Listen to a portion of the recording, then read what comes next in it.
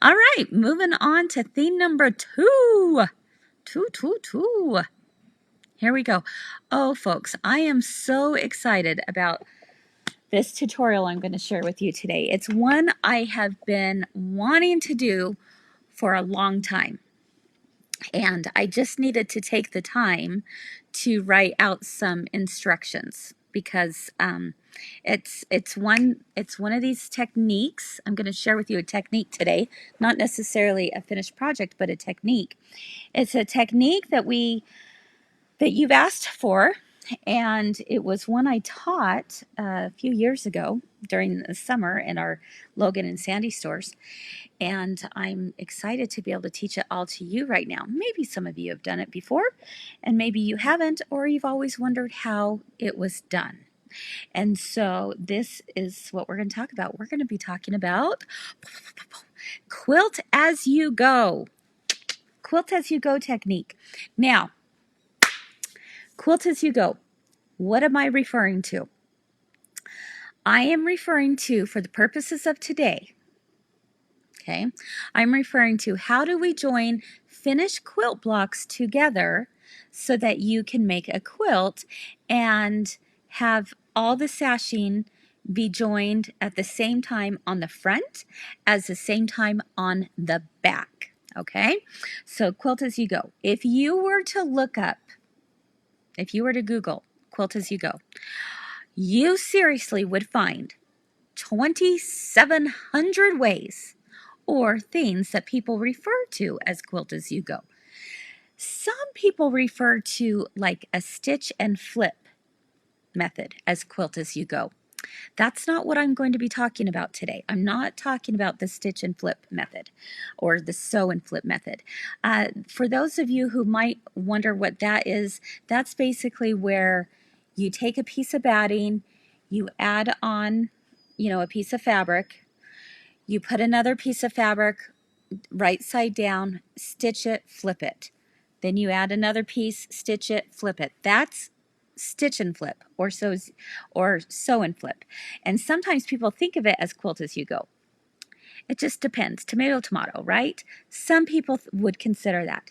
But the one I'm going to show you today is how do you bring finished quilt blocks together as one where the front is done at the same time as the back.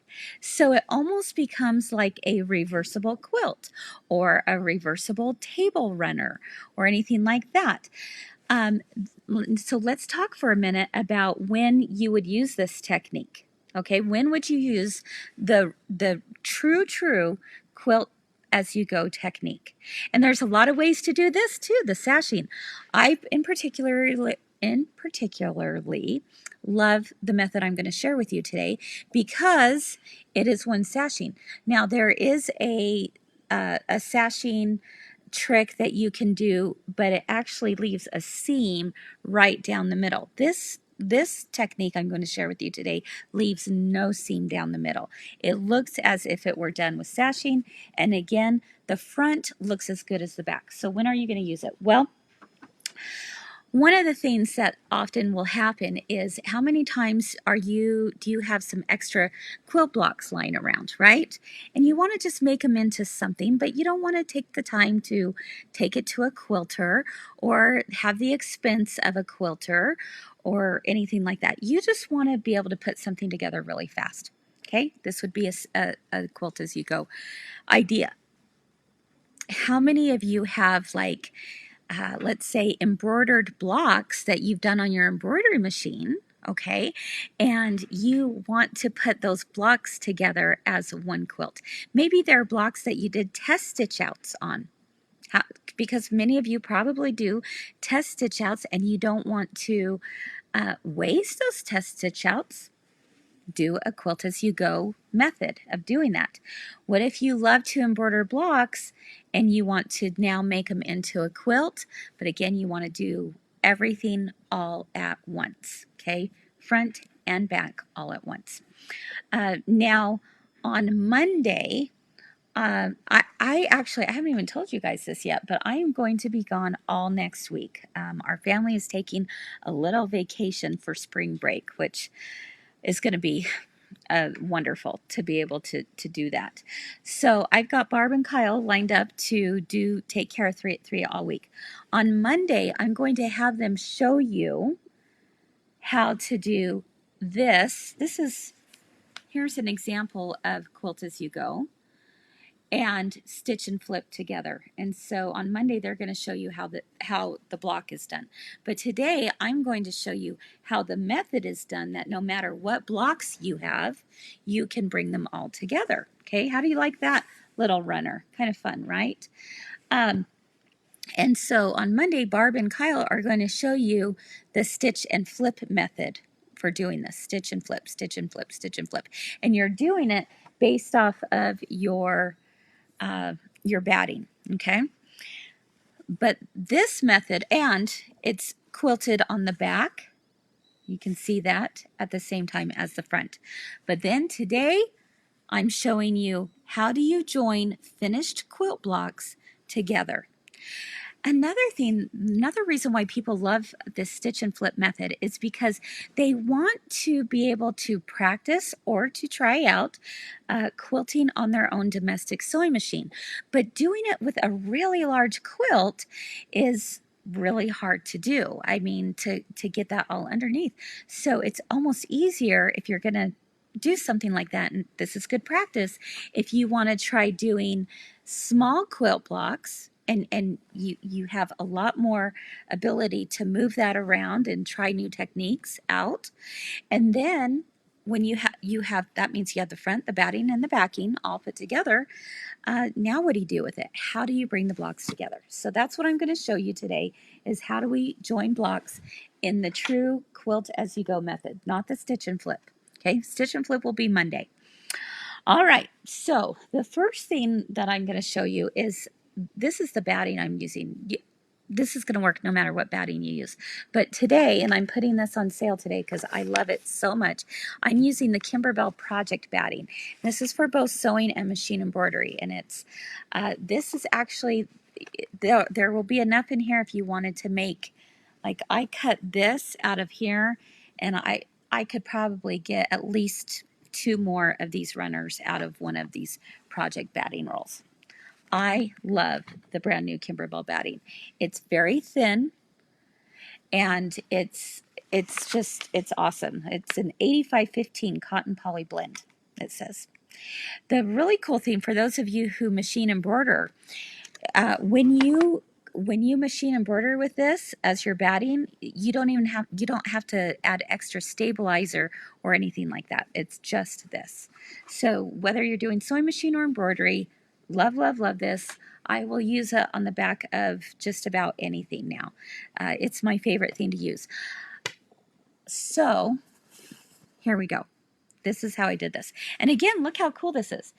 It's kind of a fun table runner on the front, but also one on the back at the same time. Think about this. What if you were to do a Halloween quilt on the front and then a Christmas quilt on the back? Or a table runner, let's say, for example. Okay, so a table runner would be perfect, front and back. You would have 2 quilts in one, 2 table runners in one. All sorts of things I'm thinking about. Okay, moving on. So the first thing you're going to do is you're going to make your quilt sandwich. And just for purposes of the demonstration today, I just did a solid piece on the front and a solid piece on the back. And I have that batting in between. Okay, I have the batting in between there. And then I just did a simple X just to quilt this together. Again, this is because I'm doing this as a demonstration, that I didn't want to do all the piecing that you see here. Okay? All right. Sue is asking what size is the batting. 19 inches by 3 yards. 19 inches by 3 yards. Okay. Yeah, Beth, Thanksgiving, Christmas would be so cute. What if you had like a rivalry, a football rivalry in the family, and somebody is all about this, this team, and the other's this team, and then maybe like depending on who wins, that's the side you use. I'm just thinking off the top of my head. Okay. All right. So we've got 2 pieces here. I am going to grab, I think I might bring you over here for a minute because I have a little bit more space over here. Okay. All right. There we go. So this is what you want to remember, okay? For your front piece, hold on just a second. There we go. For your front sashing, here's my example. You're going to cut your front to be 2 inches. Okay, I've got a little paper for y'all, so don't worry. 2 inches wide is the strip, and these blocks happen to be 8.5 inches. 8.5 inches. So I cut a 2-inch strip of the pink, and it's 2 inches by 8.5 inches. And then for the back, I could have used pink as well, but I decided to use this purple. You're going to cut a 1 inch by 8.5 inch size. So that's my sashing on the back. This is my sashing on the front. Okay. So 2 inches, 1 inch. The 2 inches on the front, the 1 inch is on the back. Got it? Got it? Got it? Okay. All right. So the first thing we're going to do is we need to take the 2-inch strip. We're going to fold it in half with wrong sides together. Now, obviously, I'm using a solid, so you're not going to know the difference between whether it's the wrong side or the right side. But if it did make a difference, you need to put the wrong sides together. And you're going to press it in half. So I'm going to do that right here for real super duperty quick. Okay. And let me grab some pins here. Okay. So we folded this in half, wrong sides together. And then the back strip is just a single 1 inch by 8.5 inch piece. Now, this is, if you've never done this before, be prepared to be amazed because it really is kind of cool how it comes together. Okay, so I think for purposes of today, I'm just going to make both of these the front because I don't want you to get mixed up if I am saying front and back and you're like, wait a minute, is that the back or is that the front? So we're going to do the large florals the front, okay? And what I'm trying to do is I'm trying to add sashing between the middle of these blocks. Let's see, right there, okay? So what I will do is I'm going to take my folded piece and line it up with the raw edges together right along the right side of this. Now, I don't know, I'm probably backwards to you guys. Let me see if I can, let's see, do I dare? I want it to make sense to you. Well, it doesn't really matter. What's that? I think, you know what, I might need some help, Barb, because I don't want them to get confused. So if you do it from behind me, that might be a little bit easier. So Barb's here to help me out. Okay. All right. I won't be able to see what they see, though. That's okay. I can see it. There we go. Okay. So I've got the raw edges lined up with right here along the right side of this. And then I also want to take my backing piece. I'm going to place it down on the table in front of me, and I'm going to make sure the right side is face up. Now, again, I'm using a solid, so you can't really, you don't know the difference between right and wrong, but, and it's in the directions, the right side faces up, the wrong side is face down. Okay, so now I'm going to take this piece and I'm going to bring it on top of my back sashing strip so that my quilt sandwich is sandwiched right between all of those layers. Does that make sense? So really quickly, one more time, 1 inch strip, right side up. I'm going to grab my quilt sandwich and place it right on top of there. with the raw edges aligned. And then I'm going to take my folded piece and place that with raw edges together. Notice the fold of my fabric is going towards the left. It's going towards the center of that block. Okay, with all those layers being put into place, what I'll do is place a few pins in here. You really did burn your finger, didn't you? I did. Oh, that's bad. I did. There we go. Okay, so you can see, whoops, I didn't catch that bottom piece. Okay, you can see that the back is on there, the front is on there. So now what I'm going to do, I'll kind of explain what I'm doing and then we'll come over to the sewing machine. I'm going to sew a 1/4 inch seam allowance all the way down on the right hand side. So let's go ahead and do that. Oh, you have your Biani stiletto right there. I do. I thought of you when I pulled it out today, Barb. Can I see? Okay. Yep. Okay, so I'm just going to sew this down.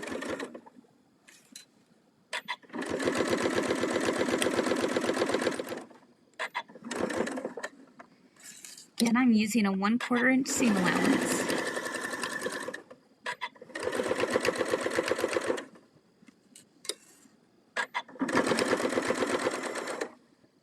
Okay. So that is now sewn together. And let's go back over to the cutting table.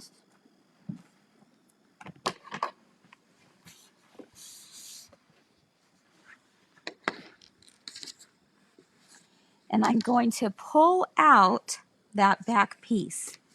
You can see that if I were to flip it over, I'll just kind of give that a finger press, just run my nail down there. Okay, that's now open. Can everyone see that? That's now pulled out and open. Now what I need to do is I need to connect these two together. So how do I do that? I'm going to take the back of my second block and I'm going to put it right sides together with the back of my sashing strip.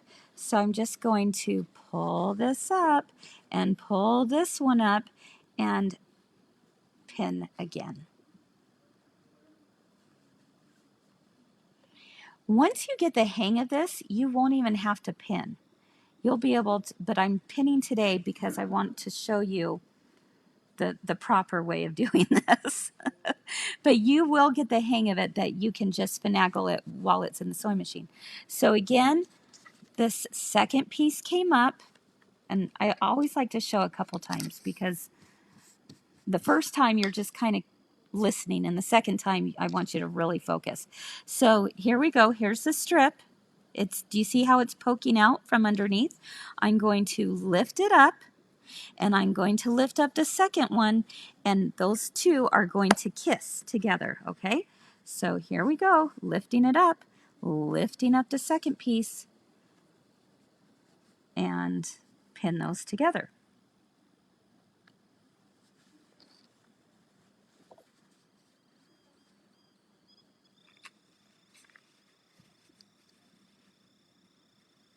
Have you done this before, Barb? No, not this. Not this did method? the other 26 ways. The other 26. I know. Seriously, there are so many ways to do this. Okay, now what I need to do is I'm going to sew a 1/4 inch seam allowance there. So I'm just going to kind of do a little flippy right there so that the other piece is out of the way. And I'm going to now take it to the sewing machine and sew this together. It's tight, but it can be done. Your machine will have no problem getting in there. Okay, so a 1/4 inch seam allowance there. So let's come back to the sewing machine.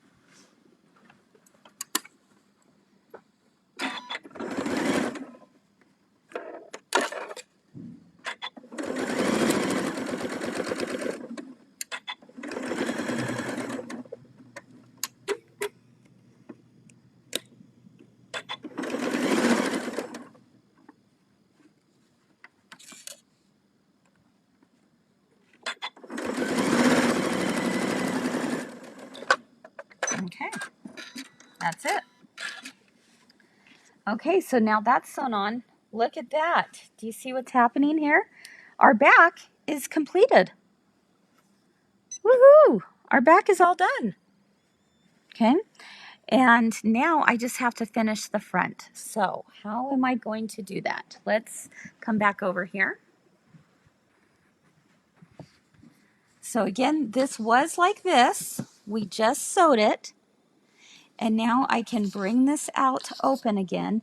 And the key here is that if you cut correctly and sewed correctly, your seam up here should fall right underneath the previous seam. So I'm just going to kind of lift this up. There we go. Make sure and it's like the two pieces should be touching one another. They should just be barely touching one another. There should be really no gap whatsoever. And you can, let's see if you can really see cool. that. Yeah. Do you see how the two blocks are together? They're touching each other, but they're not overlapping. They're just touching. Okay. Now what you'll do is look at that. I like it. You bring this over and you're about ready to rock and roll. All you have to do is stitch this down.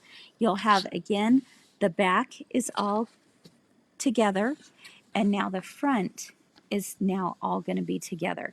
So what I like to do, you could place pins in here. I actually like to use a fabric glue stick. I know that sounds a little strange, but I will just put a little bit of fabric glue. Yep. Let me tell you, I just like it to hold it in place before I take it to the sewing machine on this. And now I'm going to come over and just press this, and I'm actually going to take it to the iron so that it dries really quickly. So I've got a mess here, Barb. Yeah, you do. Oh my goodness. You've been Okay. working hard today, though. I have been working hard. Okay, so I'm just going to give it a little press just to kind of dry that glue real quickly. Now, can you see how it's just put in place? So I won't have any problems doing a top stitch here. Now, here's a word of advice. Let's come up a little bit closer. Yeah. Okay, word of advice here. If it bugs you, what we're going to do is we're going to do a straight stitch here. If that bothers you that you're going to have a top stitch there, then you can certainly hand stitch it. Okay, and a lot of people will choose to hand stitch it, just kind of like the same you would do for binding. All right, and they'll do a hand stitch.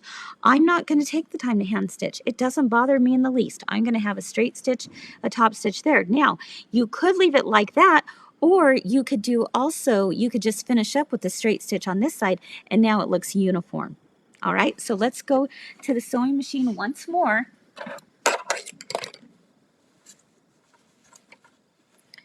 And I have it set up to do a top stitch. So use the same color thread. Oh, let's see, I think I bumped something when I came over here. Okay. There we go.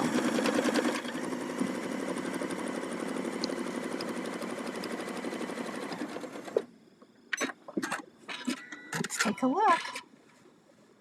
Ta-da! That is beautiful. Isn't that nice? Wow. That is nice. So there you go. And it's all done. And so now these two blocks are together. They are together as one. And the back is done. How cool is that? Again, if that top stitch bugged you because it wasn't uniform on both sides, no big deal. Just go back to the machine and do a second top stitch.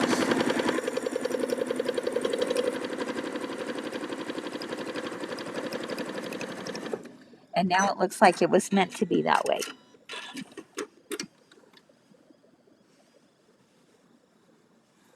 There we go. Looks nice. So that's it. That's how you do the quilt as you go method, and by combining your blocks together. What do you guys think? Are you going to give it a try? Are you going to do this? Yeah, you could do a decorative stitch. Absolutely, Mindy. Instead of the two top stitches. Let's see if you can see. Not too bad. Not too bad.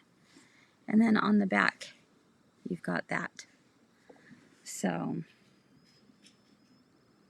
kind of fun.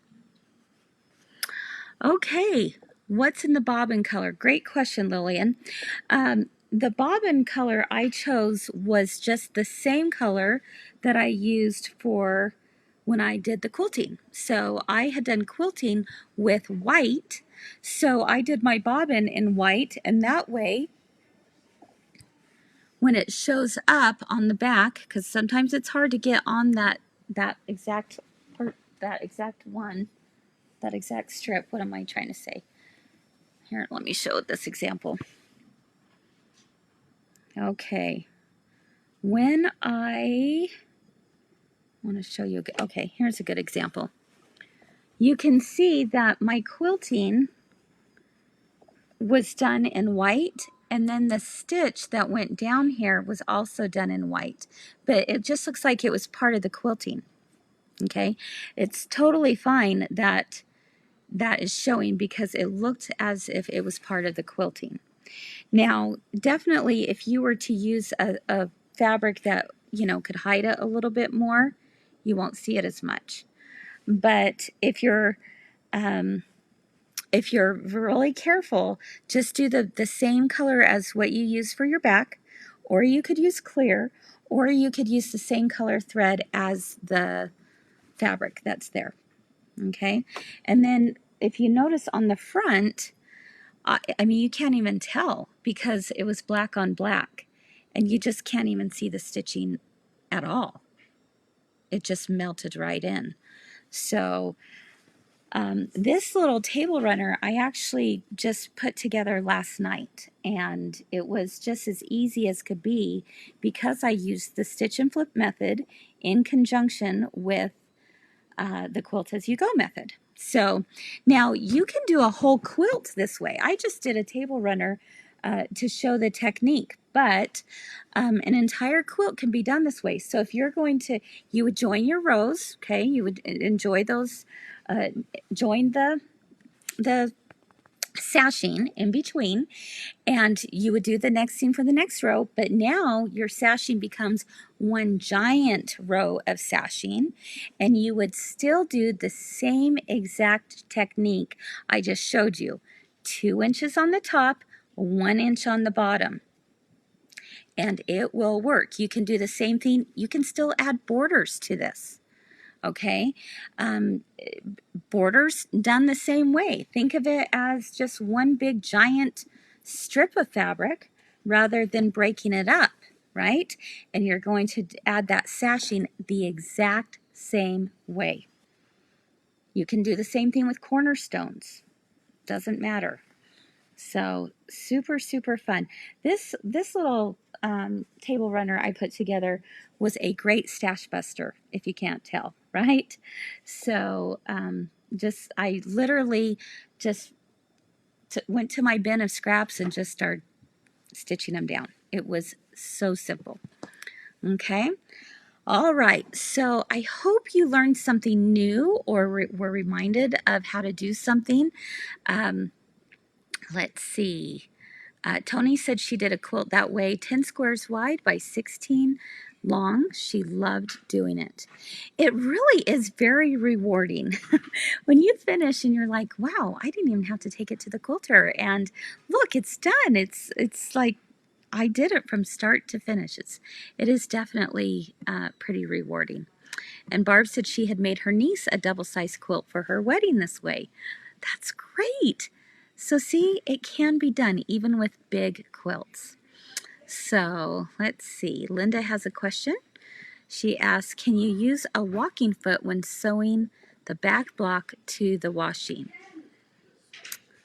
Are you, yes. If I'm reading this correctly, like maybe the back block to the wadding, perhaps, which is batting. Yes, a walking foot would work out really well as well. Especially because you've got all those layers, and it's nice to have a walking foot that's grabbing from the top and the bottom at the same time and bringing them in simultaneously. That definitely can work. This is, the batting I use today is so thin yet strong that I didn't feel like I needed a walking foot, but you certainly could. Okay, yay, Diana said, I've seen this technique and I think maybe it's finally sunk in. Woo! I love hearing that. Good, good, good, good.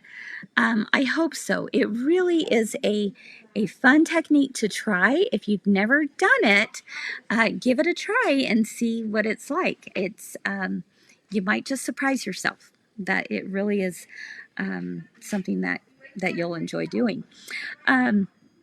Again, if you've got some old blocks lying around, this would be perfect. If you have denim squares lying around, do this instead of doing it as a rag quilt. You could certainly do that. You know, I did, this one was pieced, this was whole pieces. How cute would it be to add some appliques on the top of this if you wanted to, or just leave it the way it is and do a fun stadium quilt this way. I don't know. It's very strong. It's going to work beautifully. Okay. Yep. Connecting rows, Lori, same thing. Absolutely the same way.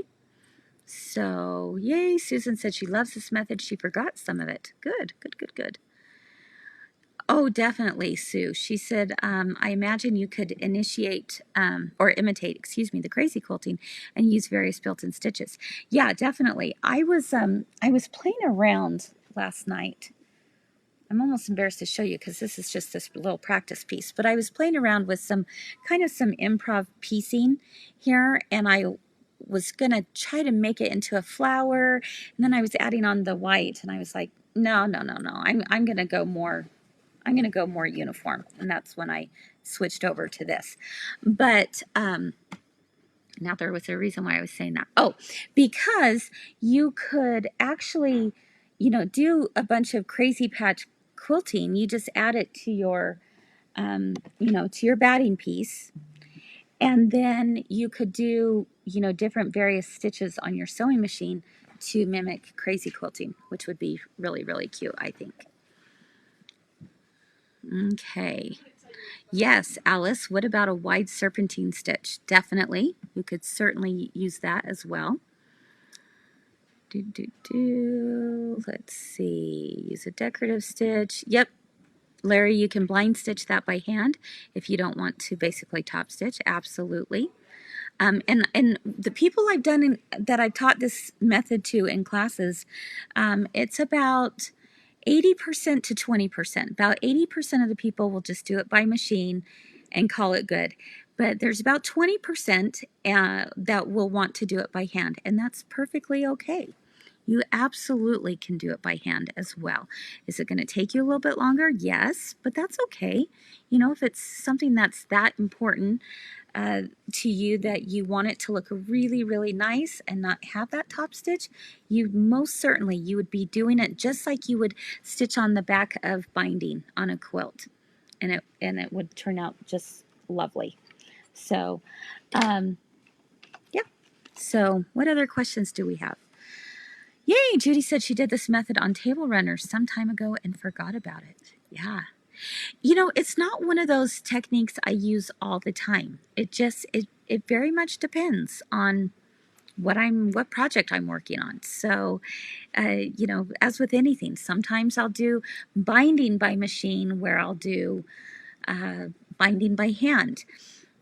Again, dependent on the project. Some things I send out to a quilter. Some things I don't. Some things I do on my own machine at home. And sometimes I do the quilt as you go method. And now that you know what that method is and how it works, it might be something that you really enjoy doing. Okay? Yes, Kinsey, Debbie, yes. You could definitely do it as a crumb quilt. It would be perfect for crumb quilting. And yes, Anne, you do the crazy log cabin in the same way. Absolutely. And like I said, Monday, Barb and Kyle are going to go over how I did this with you all. But basically, I'm starting out with an 8.5-inch square of batting, and my back is already on the bottom. And then I'm just keep adding, and I do the stitch and flip on top. And it starts out with a 3.5-inch square, and then you do just like a 1 inch. This is how I did this one: 1.5-inch strip, sew, fold out, 1.5 inch strip, sew and fold out, and then that way you get the quilting on the back at the same time. It's really a cool technique. Okay, yes, Mindy, you could do it on your those fancy machines that have like the decorative fills and everything, like Solaris, Destiny, Luminaire, those kinds of machines. Absolutely, you could do that. Okay.